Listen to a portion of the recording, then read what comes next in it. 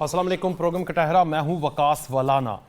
आज पाकिस्तान के वज़ीर आज़म ने कहा कि हमने मुल्क को बचा लिया है, हमने मुल्क को डिफ़ॉल्ट होने से बचा लिया। और साथ ही उन्होंने कहा कि किस तरह पाकिस्तान ने IMF के साथ मुआहदा किया। IMF में बड़ी मुश्किलात थी, मुश्किलात के बावजूद हम इस नहज पर पहुंचे हैं कि पाकिस्तान आज बच गया है।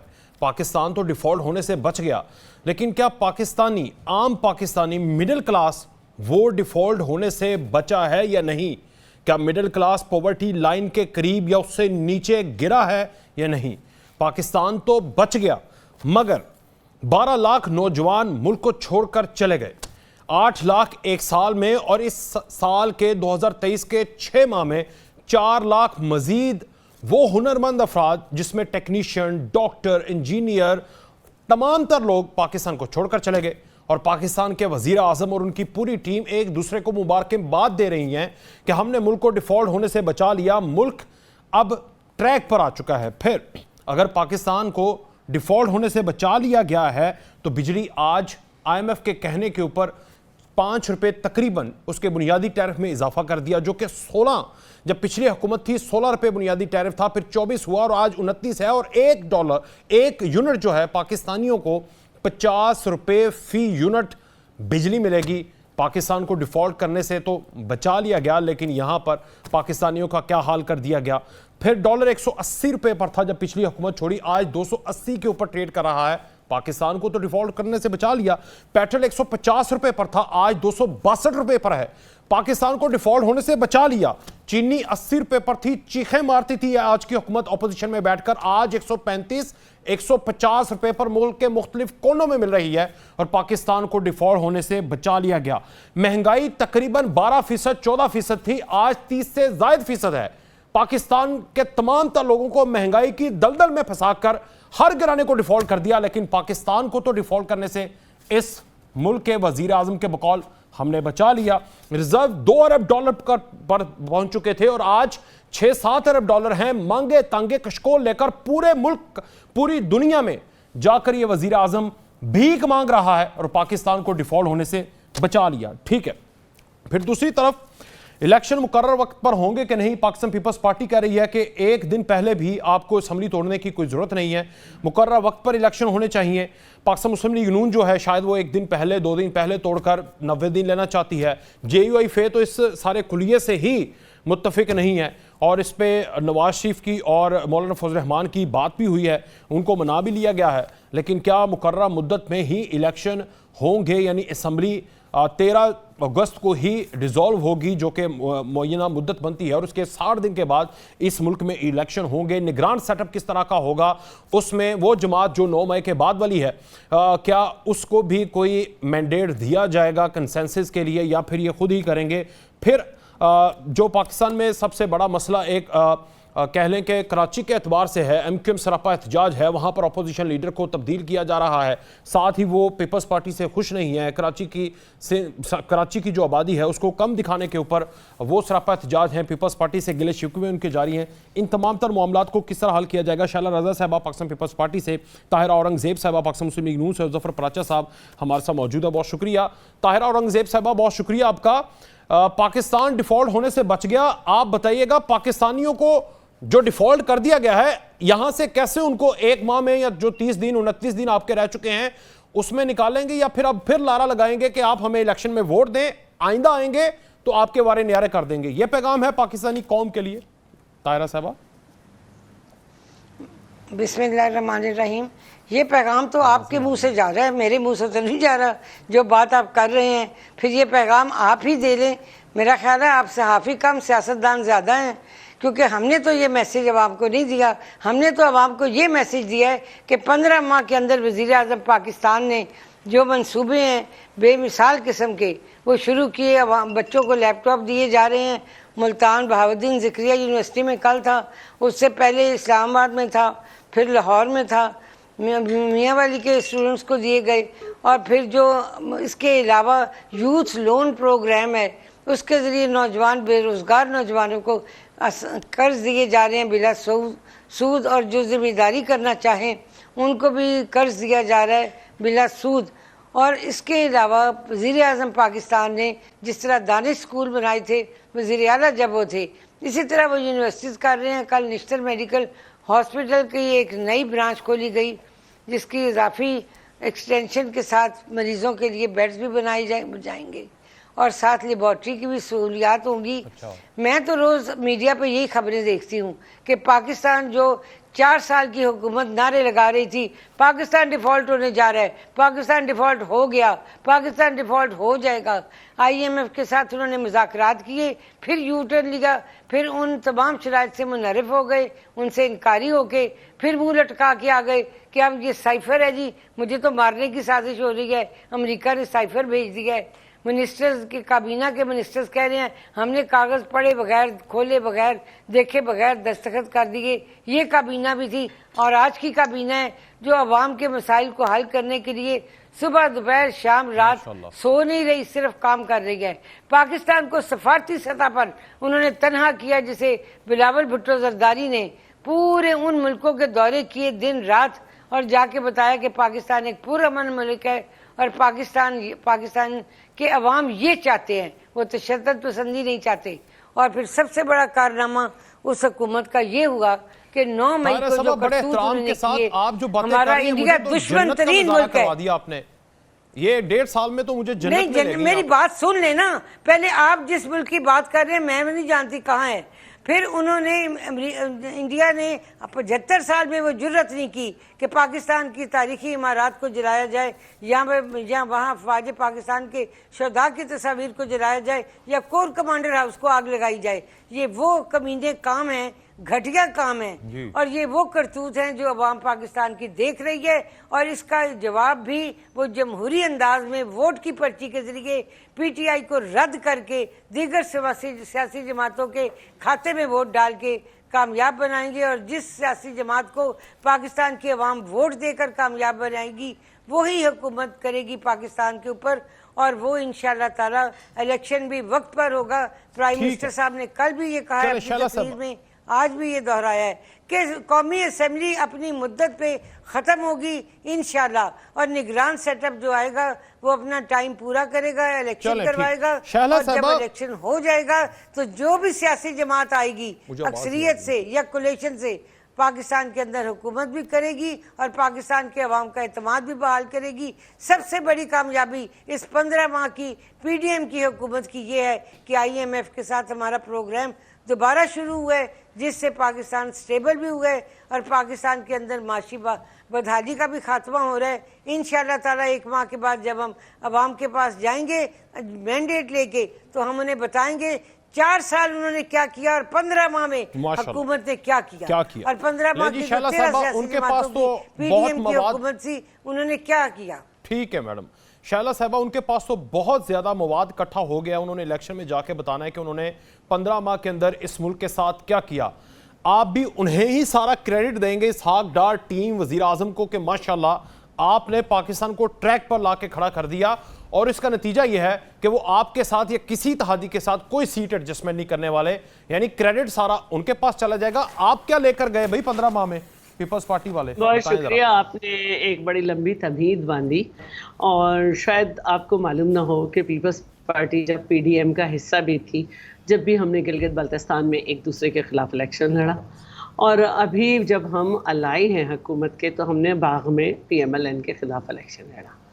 और जिन हालात में जो है PTI की हुकूमत को हटाया है तमाम जमातों ने मिलकर, उनका एक मिनिमम पॉइंट एजेंडा था कि पाकिस्तान की क्रेडिबिलिटी को जो है वो सही किया जाए और पाकिस्तान के जो दोस्त ममालिक हैं वो भी, क्योंकि अब पाकिस्तान की क्रेडिबिलिटी चैलेंज हो चुकी है, पाकिस्तानी रियासत ने माहिदा करके दुनिया में उस माहिदे से इन्हिराफ किया है, तो पाकिस्तान जो कि एक वेलफेयर कंट्री तो नहीं है, उससे दुनिया के साथ मिलकर मुख्तलिफ़ तरीक़ों से चलना है। अपने आफात भी हैं अलग मुख्तलिफ़ क़स्म की जो पूरी दुनिया में भी हुई, कोविड की और दूसरी, तो उसमें एक मुल्क की क्रेडिबिलिटी जो है उसको बचाना बहुत ज़रूरी था। आज पाकिस्तान की क्रेडिबिलिटी बची है। मैं मानती हूँ कि मुल्क डिफ़ॉल्ट होने से बचा, लेकिन कुछ लाख नौजवान मुल्क से बाहर भी गए, लेकिन लेकिन उस वक्त को तसव्वुर कीजिए जब मुल्क डिफ़ॉल्ट हो जाता, उसकी कोई क्रेडिबिलिटी ना रहती, उस वक्त हम क्या करते। आज नौजवान बाहर गए, वापस भी आएंगे, वापस कि आएंगे। अपने मुल्क में खुशहाली भी वो आएगी। आपका वजीर बिल्कुल आज़म तो कह आएंगे। रहा है हुनरमंद अफराद अगर बाहर जाएंगे तो फिर वो पाकिस्तान के तिजारती खसारे को कम कर देंगे। यानी पूरी दुनिया के तमाम ममालिक के प्रेसिडेंट्स, प्राइम मिनिस्टर ये कहते हैं हुनरमंद अफराद को नहीं जाने देना, और हमारा मुल्क का वजीर आज़म कहता है शुक्र है वो जा रहे हैं ताकि कुछ पैसे भेजें। बहुत सारे ऐसे मामलात हैं जो हमारे हर मुल्क के साथ मैच नहीं हो सकता। बिजली की कमी है, एनर्जी क्राइसिस जिसे हम कहते हैं, और मुल्क में बहुत अरसे से मुशर्रफ के दौर से जो मुल्क में एक मसाइल आए हैं कि दहशतगर्दी बढ़ी और इन्वेस्टर्स का पाकिस्तान की तरफ रुख कम हुआ, उससे मुल्क में बेरोज़गारियाँ बढ़ी, उससे मुल्क में जो है एक अनसर्टेन कैफियत पैदा हुई। इतना ज़बरदस्त टेररिज्म था कि कोई आता भी नहीं था, और एक दफ़ा फिर जो हमारी साबका हुकूमत थी PTI की, उसने मुल्क में जो है वो अनसर्टेनिटी पैदा की, टेररिज्म भी इंक्रीज हुआ। तो हमें इस वक्त उसका क्रेडिट सारा नून लीग का है। आप कहां पर हैं? अच्छा, पहली बात तो मैंने आपसे पहले कहा कि हमने मिलकर ये फैसला किया।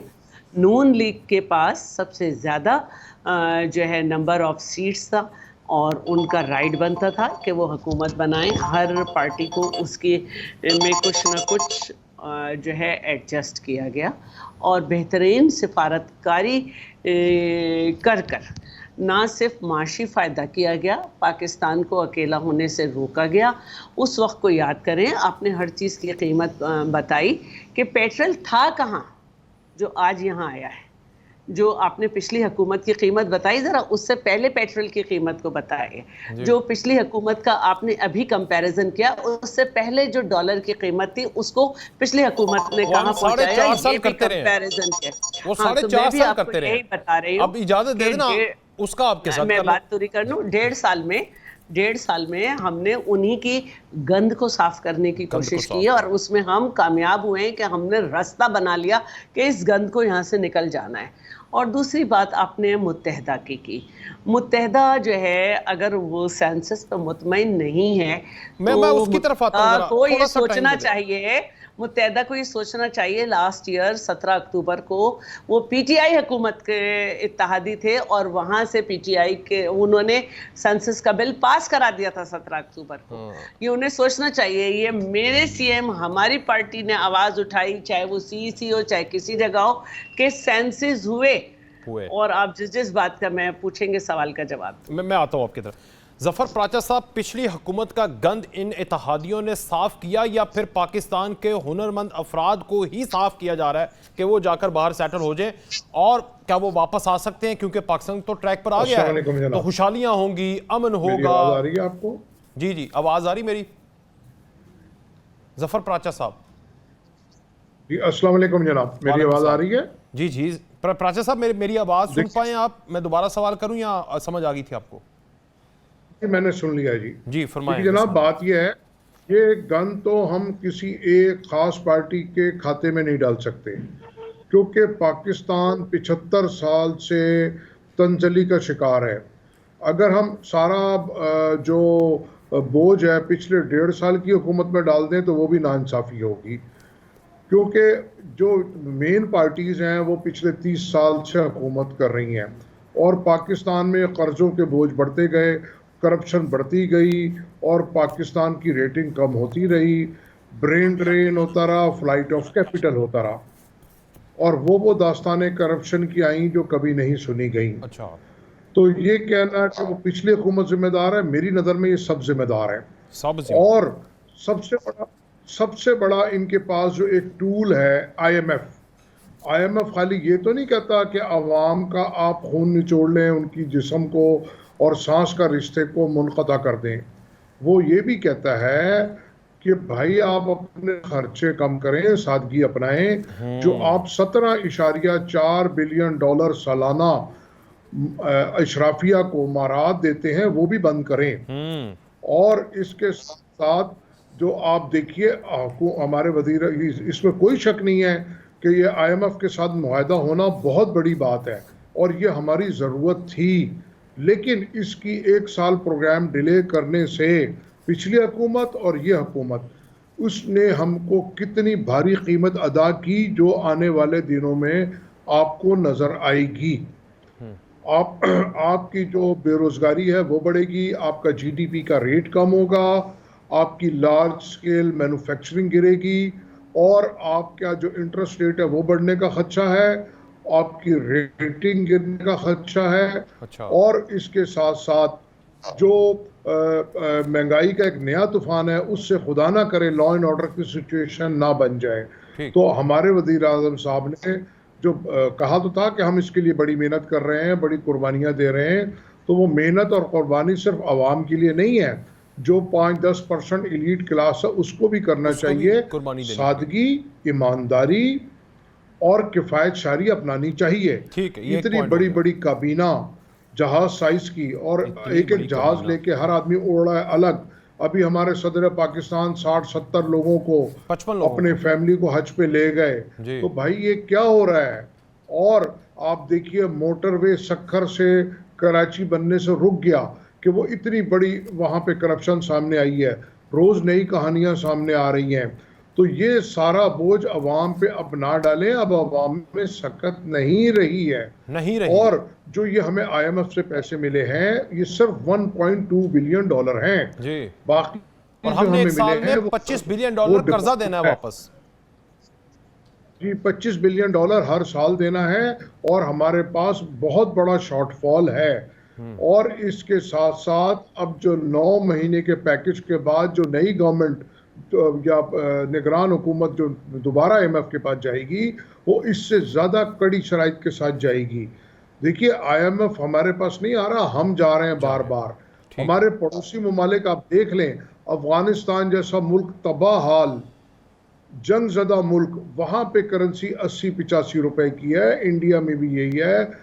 बांग्लादेश इसका मैं जैसा आपसे पूछता हूं, आपका तो ये टॉपिक है ना, इससे मैं पूछता हूं कि डिवैल्यूएशन कब तक रहेगी? IMF के पैकेज के बाद दीगर ममालिक भी हेल्प करें तो कोई 60-70 रुपए एवेल्युएट होगा, थोड़ा जंप मिलेगा, ये इसका बताइएगा। लेकिन ताहिरा साहबा, ये तो बड़ा अहम उन्होंने पॉइंट दिया ना कि हमारे अवाम के अंदर तो इतनी सकत नहीं रही, एटलीस्ट एलीट क्लास में तो सकत है, तो उसके ऊपर भी बोझ डालें, बल्कि उसको भी मिडिल क्लास वाली लेके आए लेन में, ताकि पैसे निकले बाहर और थोड़ा मुल्क का भला हो। ऐसा मुमकिन हो ही नहीं सकता वैसे तो। सर मैं बताएं जरा। पता कलामी की माफी, आप उन पे बोझ ना डालें, जो वो हमसे ले रहे हैं वो लेना बंद कर दें बस। चले ऐसे कर लेते हैं। थोड़ा टैक्स भी, मैं तो टैक्स की बात कर रहा था। ताहिरा साहबा, माइक इज योर्स। ताहिरा साहबा, पाकिस्तान में पिछले 4 साल में जो एक्सपोर्ट की बुरी हालत हुई वो सबके सामने है। अब प्राइम मिनिस्टर साहब ने एक तो बहुत खुशाइंद काम किया कि बलूचिस्तान और ईरान के बॉर्डर के साथ साथ बॉर्डर मार्केट्स बनाई। एक तो फाल हो गई, 6 और बन गई। और इस तरह से जो स्मगलिंग होके आती थी ईरान से चीज़ें, वो एक रेगुलर तरीके से बॉर्डर मार्केट में आएंगी, और इसी तरह पाकिस्तान की अशिया वहाँ रखी जाएंगी। स्मगलिंग का खात्मा होगा, रेवेन्यू जनरेट होगा। आपने सही कहा, एलीट क्लास को भी हमें इस टैक्स नेट में लेके आना होगा। सबसे बड़ी बात यह है कि हर शख्स को जो पाकिस्तान के अंदर पाकिस्तान होने का शहरी का हक रखता है, उससे खुद अपना आप मुहासबा करना होगा कि मैं किस तरह से इस मुल्क को दे सकता हूँ। ये लेने वाली बात हमें ज़हन से अब निकाल देनी चाहिए कि हुकूमत दे, हुकूमत दे, हुकूमत दे। अब हमें ये सोचना है हम इस मुल्क के लिए क्या कर सकते हैं, हम इस गवर्नमेंट के लिए, इस रेवेन्यू के लिए खुद को टैक्स नेट में ला के किस तरह इस मुल्क की खिदमत कर सकते हैं। अच्छा। हर शख्स जो है वो अपना मुहासबा करे और हर शख्स ईमानदारी के साथ टैक्स अदा करे। मुल्क की हालत इंशाअल्लाह ताला बेहतरी की तरफ गामजन होगी।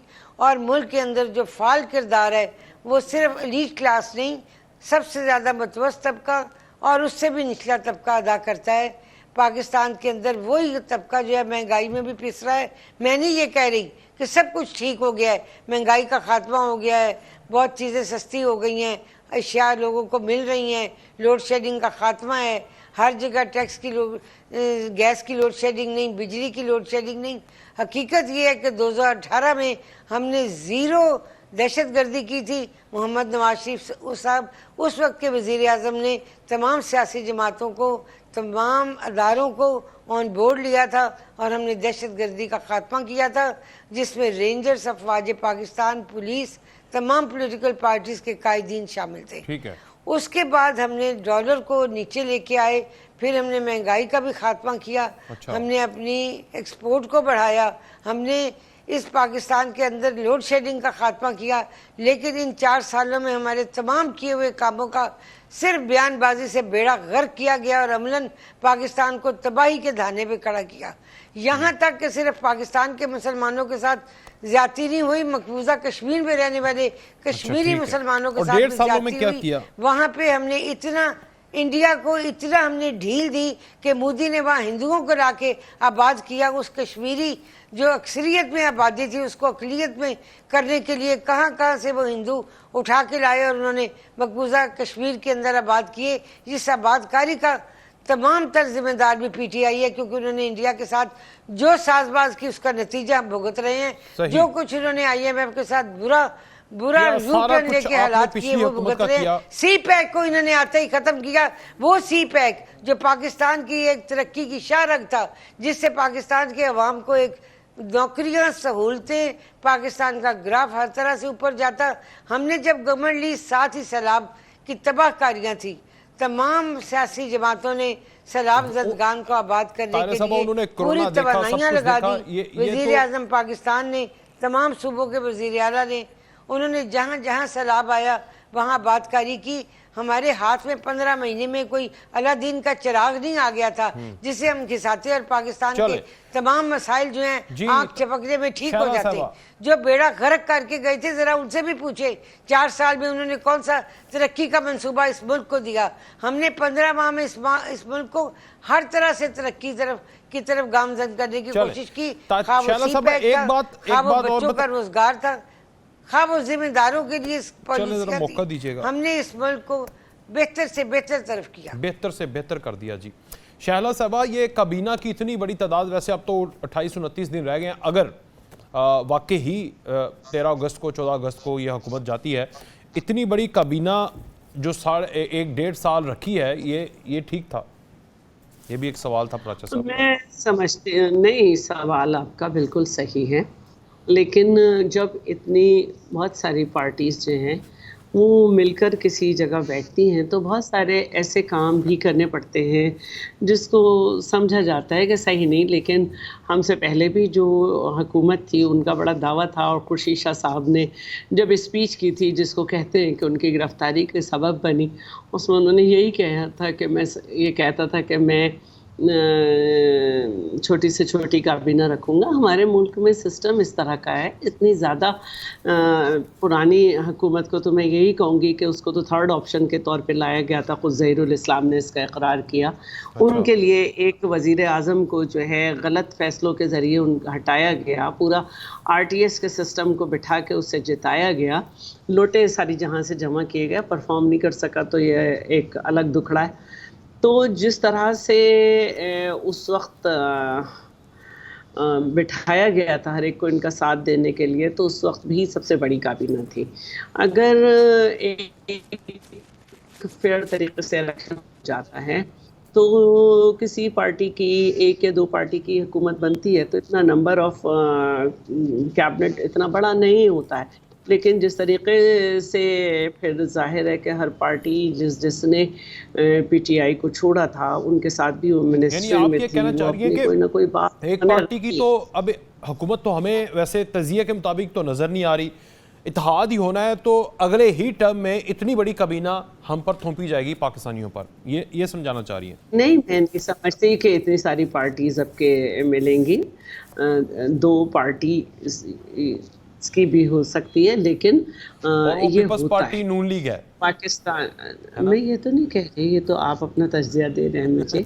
मैं ये समझती हूँ कि जितना हमारे यहाँ इन्वॉल्वमेंट रही है एस्टेब्लिशमेंट की, तो उसके बाद पॉलिटिकल मैच्योरिटी जो है वो इसी तरह की होती है और इसी तरह की है, और आवाम की भी पॉलिटिकल मैच्योरिटी का मैटर है, और सियासतदानों के भी जो कि इलेक्टेबल्स हैं या अपनी बरादरी के बड़े हैं और वो जिस इलेक्शन जीत जाते हैं मुख्तलिफ बुनियादों पे, तो अगर एक नज़रियाती तरीके से पॉलिटिक्स जो है वो मुल्क में परवान चढ़े तो ज़रा एक मुख्तलिफ होगा। कहा जाता था कि बड़े बड़े जो हैं जब उनको शहीद जुल्फ़िकार अली भुट्टो की टिकट होल्डर्स ने हराया तो एक बड़ी हैरानी पैदा हुई और शायद इसीलिए फिर उनको रास्ते से हटाया गया कि एक तरीक़ाकार आ रहा था कि अवाम जो है वो ताकत का सर चश्मा है जिसको एक अवामी पार्टी टिकट दे और इसीलिए मार्शाल्लाह को हमेशा वडेरों और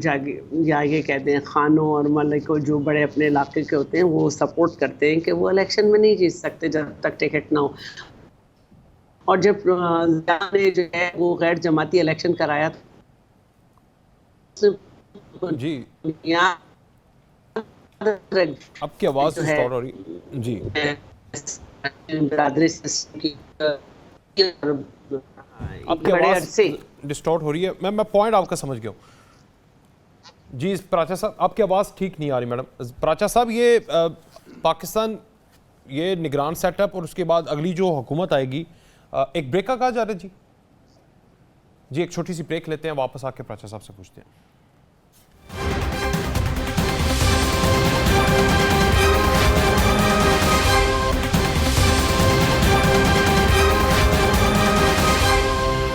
एक बार फिर से खुशामदीद। अच्छा जो टैरिफ में इजाफा किया गया है उसके बाद आवाम के लिए जो आपका बुनियादी टैरिफ के मुताबिक बिल बनेगा 100 यूनिट के ऊपर 1836 रुपये, 200 यूनिट के ऊपर 4700 जो पहले 3700 था 1000 रुपया बढ़ गया है और फिर 300 यूनिट के इस्तेमाल पर जो कि थोड़ा सा मिडिल क्लास के लोग इतना यूनिट इस्तेमाल कर ही जाते हैं 6000 से बढ़कर 8000 रुपये तक का बिल आपका पहुँच जाएगा और इसमें आपके टैक्स चार्जेस कैपेसिटी पेमेंट महाना फ्यूल एडजस्टमेंट बिल नहीं है वो अलग से शामिल होंगे। तो 300 यूनिट वाला जो बंदा है वो तकरीबन 14-15 हज़ार 18 हज़ार तक उसका बिल जा सकता है। जफ़र प्राचा साहब ये कब तक बर्दाश्त करेगी और सख्त रही नहीं है तो क्या होगा आइंदा आने वाले हालात की ज़रा पिक्चर करें हाँ ज़रा अक्सनुमाई करें। देखिए जनाब जो आपने टैरिफ की बात की है तो टैरिफ बढ़ता जा रहा है और लोड शेडिंग बहुत ज़्यादा बढ़ गई है और लोगों में सकत नहीं है। अब जो बिजली कंपनियां हैं वो ये कह रही हैं कि जहां से हमारी रिकवरी कम होगी वहां पे हम लोड शेडिंग ज़्यादा करेंगे ख़ास तौर पे कराची में क्योंकि केएससी प्राइवेट कंपनी है। तो अब बात यह है कि लोगों के बिल पे करने की सकत नहीं है। आज मैं कहीं पढ़ रहा था कि किसी इलाके में वो कहते हैं हमारे 10 अरब रुपए के वाजबात हैं कराची में लियारी में या कहीं तो हम यहाँ बिजली नहीं देंगे जी लाइट हाउसेस और लोग अब सड़कों पे निकल आए हैं तो वो जितने का बिल आ रहा है इतनी उसकी तनख्वाह नहीं है। एवरेज तनख्वाह 18,000 20,000 रुपए है तो अब 15,000 14,000 रुपए का वो बेचारा क्या करेगा क्या खाएगा क्या करेगा। तो मैं आपसे वही बात कहना चाहता हूँ हुकूमत को तरक्याती गैर तरक्याती पार्लियामेंटेरियंस इन सब के अखराजात को कट करना पड़ेगा। जो पार्लियामान में आपके 1 रुपया 2 रुपए की जो रोटी मिलती है वो भी बाकी लोगों को भी दे दें। भाई उनका क्या कसूर है, उनके वोट से तो आप आए हैं। फिर 2018 तक वो सारे 1100 लोग हैं आपके पीछे 22 करोड़ आवाम है वो कैसे दें? 1100 को तो हम पाल सकते हैं ना। तो सर 1100 को ना पाले ना, वो सिर्फ 2 रुपए की रोटी नहीं, वो तो बाकी 1100 लोग बाकी 22 करोड़ लोगों की रोटी खा जाते हैं। अच्छा। मुख्तलिफ हेड्स के अंदर बेशहाशा कमेटियाँ बेतहाशा मराद एक लाइन लगी हुई है और हिडन चीज़ें हैं। जैसे अभी आपने देखा सेनेट के जो चेयरमैन और बाद में वो बड़ी ढिठाई के साथ उसको डिफेंड कर रहे थे कि जी मैं तो इसको लीगल कर रहा था, ये तो पहले ही चल रहा था। खैर कहीं मेरा सॉफ्टवेयर अपडेट ना हो जाए, कारोबारी आदमी हूँ। बात यह है मैं 2018 से पहुंचे अपने ऊंचे करके जा रहे हैं ना। जी बिल्कुल ऐसे। अच्छा 2018 तक 30,000 अरब रुपए के हम मकरूज थे, अब हम 75,000 रुपए के मकरूज हैं। अब अगर हम सारा मलबा 1.5 साल की हुकूमत पे डाल दें वो भी गलत वो भी कम नालायक थी, वो भी कम चोर नहीं थी, लेकिन सारे ही इस हमाम में नंगे हैं। ठीक है जनाब। और आने वाला वो जो वक्त है वो बड़ा खौफनाक है अवाम के लिए भी और हुक्मरानों के लिए भी। क्योंकि अगर खुदा ना करे इनकलाब आ गया तो उसको कोई रोकने वाला नहीं होगा। इनकलाब का कोई लीडर नहीं होता, वो जो मॉप होता है कहाँ चला जाता है कुछ नहीं मालूम। आपने एक सर छोटी सी अभी झलक देखी फिर अब मैं आपको डरा रहा हूं, ये बातें ना करें, ये बातें ना करें। 9 मई के पहले एक बंदा बातें करता था, ये बातें ना करें आप। ऐसा नहीं होगा, ठीक है सर, मुझे लगता है ऐसा नहीं होगा और ऐसा होना भी नहीं चाहिए। ठीक है, इनकलाब की कोई जरूरत नहीं है, रिफॉर्म्स की जरूरत है और आप जैसे लोग रिफॉर्म्स की सजेशन दे दें। ठीक है सर, एग्रीड? रिफॉर्म्स जो एग्रीड। चले फिर मैं जरा फिर ताहिरा साहबा के पास जाऊं, फिर आपकी तरफ कुछ कहना चाह रहे हैं वेरी क्विकली। मैं जरा ताहिरा साहबा की तरफ चला जाऊं। चले जाए ताहिरा साहबा, ये जो मंजर कशी हो रही है, मतलब जो टैरिफ की सूरत हाल, क्योंकि अवाम के अंदर तो गम गुस्सा ज़्यादा इन्हांस होगा क्योंकि आपकी भी मजबूरी है। पिछली हुकूमत जो थी वो IMF की डील बकौल आपके, और सबको पता है कि वो सबोटैश करके चले गई, आपसे वो डील हुई नहीं। आपका भी उसमें इस सूरत में किरदार है कि आप वज़ीर ख़जाना तब्दील करने के चक्कर में और पॉपुलर डिसीजन लेने के चक्कर में पड़ गए कि अनपॉपुलर डिसीजन हो जाएगा और आखिर में आपको लेना पड़ा जब इलेक्शन बिल्कुल सर पर हैं। फिर भी आप सीट एडजस्टमेंट के बगैर इलेक्शन में जाना चाहते हैं, इतने कॉन्फिडेंस की आखिर वजह क्या है ताहिरा साहबा? सबसे पहली वजह तो ये है कि PDM में तमाम जमातें जो थी उन्होंने ये कहीं भी ये लाइंस में नहीं कहा इस बात पे कि जी हम सीट एडजस्टमेंट करेंगे। ना पीपल्स पार्टी ने, ना मौलाना साहब ने, ना बाकी दीगर सियासी जमातों ने। ये 13 जमातों का इत्तेहाद है, सब जमातों के अपने नज़रियात हैं, तमाम पार्टीज़ के अपने मंशूर हैं, तमाम पार्टीज़ के अपने कैंडिडेट्स हैं।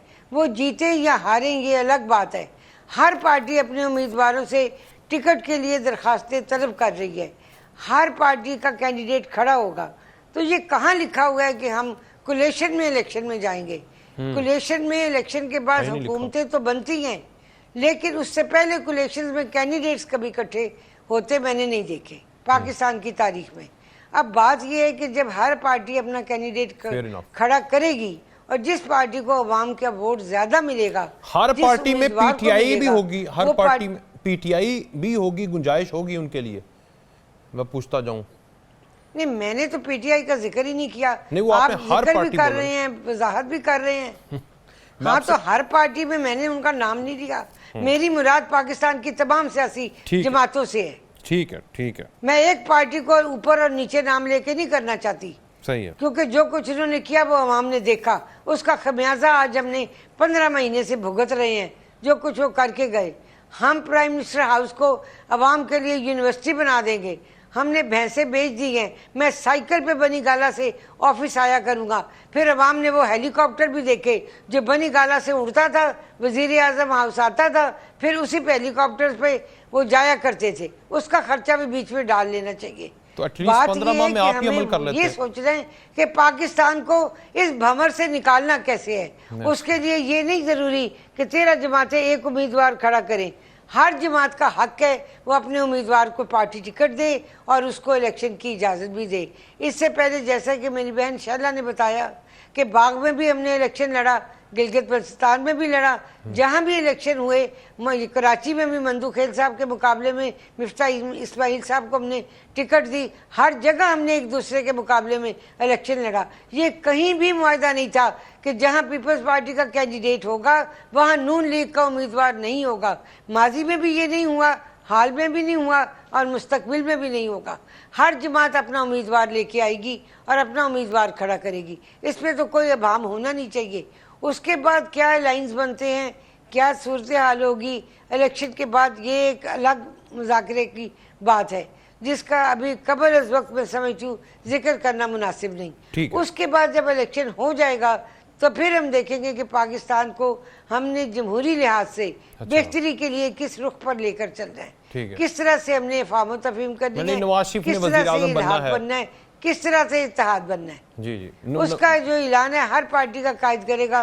मोहम्मद नवाज शरीफ साहब इंशाल्लाह इलेक्शन को खुद लीड करेंगे पाकिस्तान आके, और तमाम जो पार्टी के मसाइल हैं उन पर भी अपनी ही राय देंगे। और वजीर आजम पाकिस्तान जो मुस्लिम लीग नून जमात के चेयरमैन भी हैं, सदर भी हैं, वो भी अपना लाएअमल बताएंगे। इलेक्शन को आने दें, हर चीज वाजिया हो जाएगी। हर सियासी जमात अपना एजेंडा वाजिया कर देगी। हर सियासी जमात खुलकर इस इलेक्शन 2023 में जो कि होना है उसमें आएगी, उसमें पीटीआई भी शामिल है। शाला साहबा पूरा जोर लगाने देंगे उन्हें आप लोग सारे? पीटीआई को अभी भी कोई पाबंदी तो नहीं है। उनके 2 मेंबर असेंबली में आते हैं। स्पीकर साहब ने रोज़ ऐलान किया कि भाई बाकी मेंबर्स भी आए। बजट जैसा अहम जो बिजनेस है उन्होंने उसमें अपना किरदार अदा नहीं किया और वो उसमें नहीं आए और अभी भी नहीं आ रहे। ये वाहिद पार्टी है जिसके बड़े जो इलेक्टेबल थे, एमएनए थे, एमपीए थे, उसके इलेक्टेबल के अलावा भी मिनिस्टर्स थे। ना सिर्फ उन्होंने इस पार्टी को छोड़ा बल्कि इनकी ऑर्गेनाइजेशन ने भी पार्टी को छोड़ा। तो देख लेंगे कौन कौन टिकट लेता है और क्या होता है। कोई ऐसी बात नहीं है ये। अब आरटीएस नहीं है और ना बैठने दिया जाएगा, ना ये अब थर्ड ऑप्शन है। दूसरी बात जो है वो ये है कि आपने टैरिफ की बात की थी।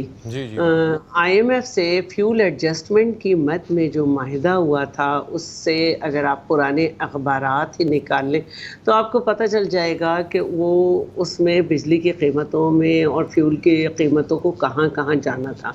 लेकिन फिर उस माहिदे की ख़िलाफ़ वर्जी की गई और बिजली में सब्सिडी देने से मना किया गया था, वो सब्सिडी दी गई। इसके अलावा पेट्रोल के ऊपर जो लेवी, पेट्रोल पे जो लेवी थी उसमें 4 रुपए फ़ी लीटर से जो है 50 तक ले जाना था इस मुख्तलिफ मरहलों में। वो जो है नहीं की गई बल्कि 10 रुपए कम किया गया। ये बहुत बड़े बड़े वाक़यात हैं और इनको कोई भूल नहीं सकता। और ख़ुद उनके फाइनेंस मिनिस्टर ने कहा कि कोई पॉलिसी ही नहीं थी, एक तजर्बा करते थे। तो ये तजर्बागाह नहीं था, माशी तजर्बागाह नहीं थी ये।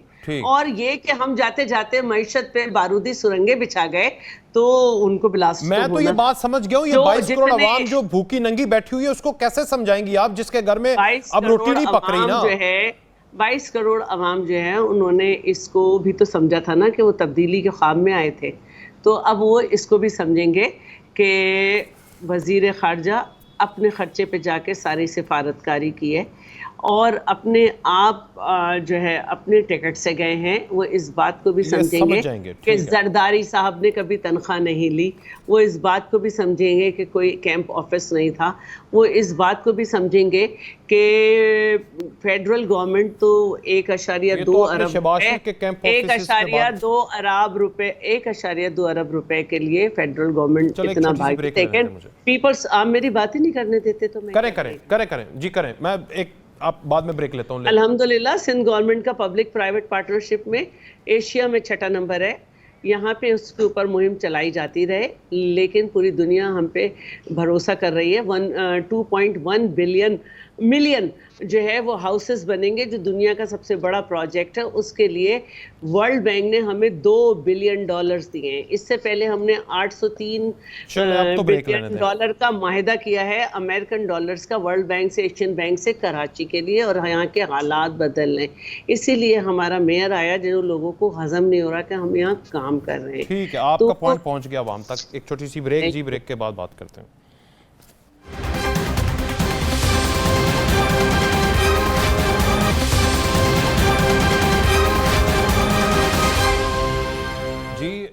प्राचा साहब, एक्सचेंज रेट बेहतर होगा आईएमएफ के मुआहदे के बाद और दीगर दोस्त ममालिक के बाद? जो वज़ीर ख़जाना कह रहे हैं कि 13-14 अरब डॉलर इसी महीने हमारे ख़जाने में रिजर्व में आ जाएंगे, तो एक्सचेंज रेट बेहतरी की तरफ जाएगा? वेरी प्रिसाइज और वेरी क्विकली बताइएगा। सर बात यह है कि बेहतरी की उम्मीद तो है। मैं 2 लफ्ज़ी बात करना चाहूँगा कि पाकिस्तान के जो फाइनेंशियल क्रेडेंशियल्स हैं वो बेहतरीन है। ठीक है जनाब, हमारी $60 बिलियन की इनकम है और $60 बिलियन की हमारी इंपोर्ट है। अगर हम थोड़ी इंपोर्ट को और एक्सपोर्ट को टैग कर दें एक दूसरे के साथ तो हमारी इंपोर्ट मज़ीद कुछ कम हो जाएगी और एक्सपोर्ट बढ़ जाएगी। और इसकी जो मैनेजमेंट है हमारी, अगर वो बेहतर कर ली जाए तो हमारे लिए, पाकिस्तान के लिए एक्सचेंज रेट भी बेहतर होगा और सारी चीज़ें ठीक होंगी। और इसके साथ साथ हमको ये भी देखना होगा कि जो हमने कर्जाजात देने हैं उसको भी हमें ठीक करना है और इस मामले में जो रिस्ट्रक्चरिंग की तरफ भी जा सकते हैं। ठीक है, रिस्ट्रक्चरिंग के लिए तो वो तो फिर डिफॉल्ट का दूसरा नाम है। ठीक है सर, ठीक है, वो नहीं जाना हमने। हमने पेमेंट्स करनी है या कर्जे कम लेने हैं। इसके साथ साथ एक मैं ज़रूरी बात समझता हूँ कि इस पूरे जो IMF के साथ मुआहदे में या खुदा ना करे डिफ़ॉल्ट से बचाने में स्टेट बैंक गवर्नर और उसकी मौजूदा टीम का बड़ा रोल है। जिसको कहते हैं ना गुमनाम हीरो, गुमनाम सिपाही, तो उन लोगों का बड़ा रोल है जिन्होंने वक्तन फवक्तन एसेंशियल नॉन एसेंशियल आइटम्स के ऊपर पाबंदियां लगाई और उसको इंपोर्ट को कट किया। ठीक है, ठीक है। अच्छा शैला साहबा, आप ना काफ़ी बात कर रही थी और आप अपने प्रोजेक्ट भी कराची के सारे गिनवा रही थी, तो मेयर भी आपने कहा कि माशाल्लाह हम लेकर आए और पिछले 40 साल से आप सिंध में बैठे हुए हैं माशाल्लाह और हुकूमत कर रहे हैं और आपकी आवाम आपको इलेक्ट करती है। कराची में भी इस दफ़ा इलेक्ट करवा दिया। तो इकनॉमिस्ट इंटेलिजेंस यूनिट EIU की रिपोर्ट है कि पाकिस्तान का शहर कराची, जो कि हुसन का मेमार था 1970 में, 1960 की दहाई में, वो आज दुनिया के बदतरीन शहरों में नीचे से 5वें नंबर पर है। दमश्क और नाइजीरिया के लगोस और 2 सिटीज़ और हैं जो इससे बेहतर हैं। बाकी दुनिया के 173 में से 169 में बदतरीन लिवेबल सिटी है जनाब। अच्छा, पहले तो आप अपने जहन को थोड़ा सा ये फ्रेश करें कि ये पहली दफ़ा हुआ है पाकिस्तान बनने के बाद कि कराची के अंदर लोकल गवर्नमेंट में हमारा मेयर आया है। और ये भी शायद पहली दफ़ा हो कि 32-34 साल तक एक ही पार्टी के 32-34 साल तक एक ही पार्टी के MPA, MNA और लोकल गवर्नमेंट उनके पास थी, हमारे पास नहीं थी। और दूसरी बात जो है वो ये है कि अल्हम्दुलिल्लाह आज चाहे KCR हो चाहे कुछ हो, उस सबको हमने माहिदे के साथ किया है। ख़तरनाक तरीन शहर था जब बेनज़ीर भुट्टो साहिबा की शहादत के बाद हमने संभाला है, लॉ एंड ऑर्डर में 6ठे नंबर था, अब 136 पे है। इस रिपोर्ट को उन्होंने किस तरह से देखा मुझे नहीं मालूम। इसमें कहीं ये जिक्र नहीं है कि KP में कितनी दहशतगर्दी हो रही है। उसके ऊपर रिबटल दे इकोनॉमिस्ट इंटेलिजेंस। मैं एक बात और करना चाह रही थी क्योंकि इस वक्त एक बड़ी बात हुई है। अक़वाम मुत्तहिदा में पाकिस्तान की जो करारदाद है, स्वीडन में जो कुरान पाक की बेहुरमती की गई वो मंजूर हुई और 28 अरकान ने उसकी हिमायत की और 12 मेंबर्स जो कि यूरोपीय यूनियन और अमेरिका के थे उन्होंने मुखालफत की। तो अल्हम्दुलिल्लाह पाकिस्तान ने अपना किरदार बहुत अच्छा अदा किया और मैं ये समझती हूँ कि आगे भी हमारा मुल्क अपने हर मामले को और मज़हब के मामले को जो दुनिया में मसाइल हैं, ह्यूमन राइट्स की वायलेशन है, बेहतर करेगा क्योंकि ये एक ऐसी बात थी जिसको और हमें आप इस रिपोर्ट को गलत मानती हैं। कराची लिवेबल मैं इस रिपोर्ट को गलत मानती हूँ, बिल्कुल है और बेहतर होता जा रहा है। और ताहिरा साहिबा भी अभी कराची आई हुई थी, वो भी बताएंगी। हम एक जगह कराची जाके फिर हमें बताएं। आई हुई थी, अभी मिली है हमसे परसों। हाँ जी, ताहिरा साहब आप तो कराची अभी गई हैं, आपको लगता है कि कराची 169 नंबर पर है वर्स्ट तरीन शहरों में 173 में से, टॉप 5 नीचे से? ताहिरा साहबा, मुझे तो, मैं कराची गुज़िश्ता 10 दिन रह के आई हूँ, मुझे तो कराची बहुत बेहतर नज़र आया, कारोबारी लिहाज से, लोगों के बिज़नेस के लिहाज से, वैसे भी सफाई सुथराई के लिहाज से। मैं बड़ी हैरान हुई कि जैसे ही मुर्तज़ा वहाब साहब मेयर आए हैं, इनकी वालदा भी बड़ी मेहनती थी, अल्लाह जन्नत नसीब करे फौजिया वहाब साहिबा और मुर्तज़ा वहाब का आना कराची की तारीख़ के लिए, कराची के बल्दियात के लिए, कराची के बल्दियाती इलेक्शंस के बाद उनका मेयर बनना एक बड़ी खुशाइन बात है। तलाल चौधरी को तो बड़ा गुस्सा आया था, वो सियासतदान है। तलाल चौधरी साहब तो आपकी बात से इत्तफाक नहीं किए थे जब मेयर बने थे, उन्होंने कहा था आए नहीं होंगे। नहीं, मैं अपनी इस बात की जिम्मेदार हूँ, कोई इत्तफाक करे ना करे, मैं तो अपनी जहन के मुताबिक बात करूंगी, अपनी सियासी सोच के मुताबिक। मुर्तज़ा वहाब जो है वो कराची की तारीख में एक मंजे हुए मेहनती, मुझे लगता है मुझे भी जाना पड़ेगा कराची और इंशाअल्लाह ताला छुट्टियां गुजारने के लिए। अच्छे सियासतदानों के, मैं तो कराची को बहुत बदला देख के आई, खासतौर पे एयरपोर्ट के इर्द गिर्द का इलाका जो शारा फैसल है, इतना साफ सुथरा था जिसकी हद नहीं। ठीक है, मैं जाऊंगा, छुट्टियां गुजारने जाऊंगा। काम हुआ है, तब्दीली नजर आई। काम हुआ है, बहुत शुक्रिया, 5 दिन दिए गए थे। बहुत शुक्रिया जी। अल्लाह हाफिज।